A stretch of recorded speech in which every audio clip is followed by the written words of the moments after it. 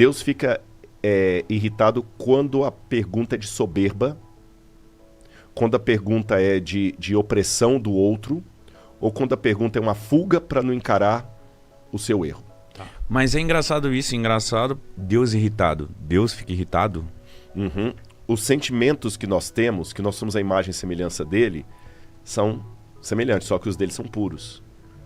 Mas Deus se irrita com a injustiça. Mas ele age quando ele está irritado? Age, e o agir de Deus pode ser no futuro. Pode ter certeza, meu amigo. Aquele pessoal que hoje, por exemplo, você acha que Deus não está irritado com alguém que está praticando racismo? Muito. Você entendeu? Mas o que Deus faz com essa pessoa? Duas coisas Deus faz. Elimina. Deus apela o coração dele assim. Muda, senão você vai se ver. E o elimina, não é necessariamente o elimina como na justiça humana. Porque na justiça humana vai lá, elimina o cara. Uhum. Suposta justiça, né? Só que se eliminar o cara, não vai trazer a justiça de volta. Você eliminou o cara. Mas o que ele fez... Não vai... A verdadeira eliminação de Deus vai ser no juízo final. Onde Deus não simplesmente vai eliminar o mal, ele vai enfrentar a ira de Deus, aí eu não quero estar na pele dele, como Deus vai reverter o mal que ele fez. Por exemplo, o camarada foi lá e matou uma criança com requintes de crueldade.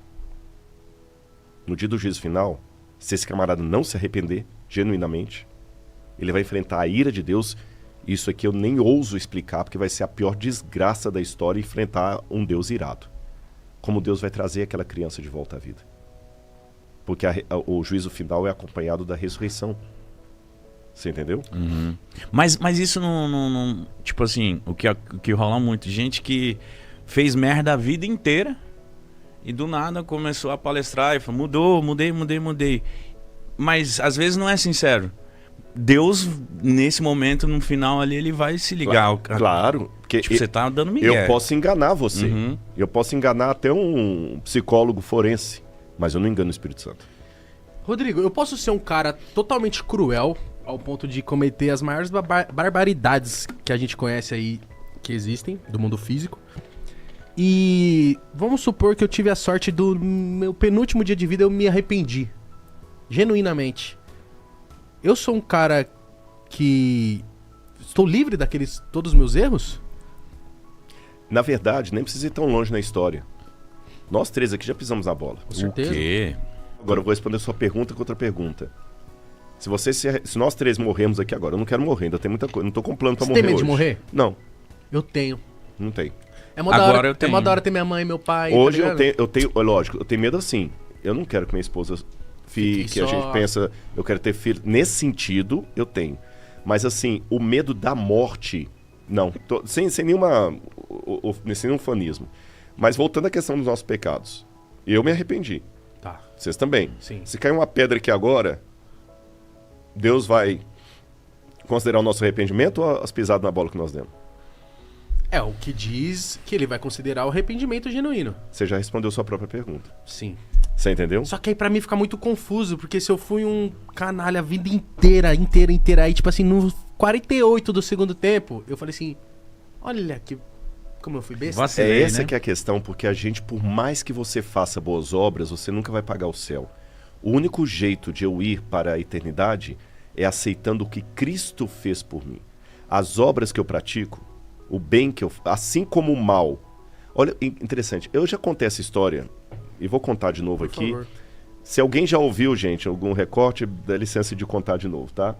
Tem uma história que uma vez no faroeste americano, um camarada, ele numa briga de bar, matou um outro. E naquela época as pessoas, quando cometiam crimes assim, iam pra forca, correto? E aí marcaram a forca do camarada. Só que alguns lá se apiedando dele, que ele tava bêbado, o pai também batia, a mãe não sei o que e tudo mais e tal, escreveram uma carta pro governador pedindo misericórdia, clemência. O governador falou, eu vou perdoar esse camarada, mas primeiro eu quero saber quem eu estou perdoando. O governador colocou um clergyman de padre, fingiu que era um padre, botou a carta do perdão do sujeito dentro da Bíblia. E leu como se fosse. Fechou a Bíblia com a carta aqui dentro e foi até lá. Quando o governador, disfarçado de padre, chegou com a carta dentro da Bíblia, falou assim: meu amigo, deixe-me abrir esse livro porque eu tenho algo muito importante aqui para você.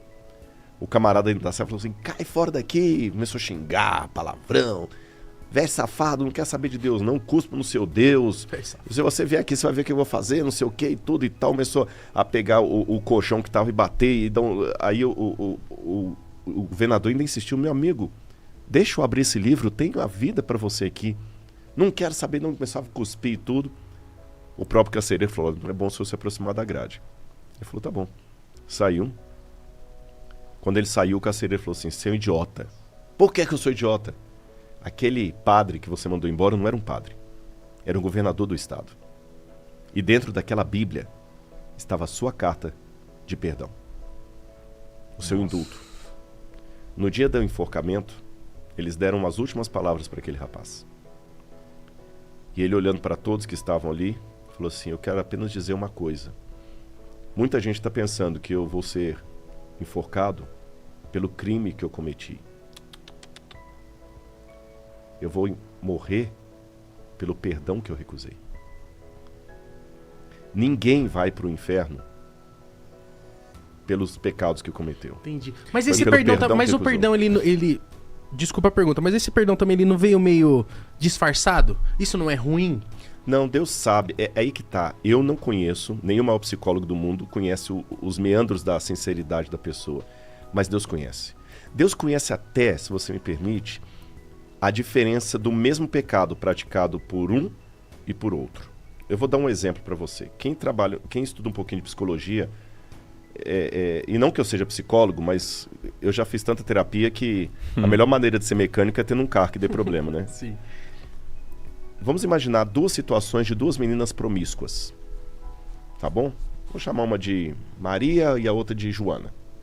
A Maria é uma promíscua. Galinha até falar chega. Fica pegando o nome dos outros, fica pegando namorado dos outros, você entendeu? Ela vai lá, tal. Ela tem uma amiga, daqui a pouco ela tá dando em cima do marido da amiga e tudo e tal. E ela realmente é uma menina perigosa, ela não tem caráter, ela é promíscua. Ela não é fiel a ninguém, ela engana os caras, toda hora tá com um cara, tá com outro, tá com um, tá com outro, seduz o cara e depois joga fora. Essa é a Joana. Joana que eu falei, né? A Maria faz a mesma coisa quase. A Maria se insinua para os homens, é sedutora, se entrega fácil, mesmo o cara sendo comprometido.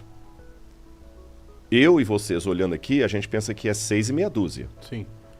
Mas aí o psicólogo descobre que a Maria, na infância, foi abusada pelo padrasto a infância toda. E quando ela foi contar para a mãe ficou a favor do padrasto e botou ela para fora de casa. Todo mundo conhece uma história dessa. Uhum.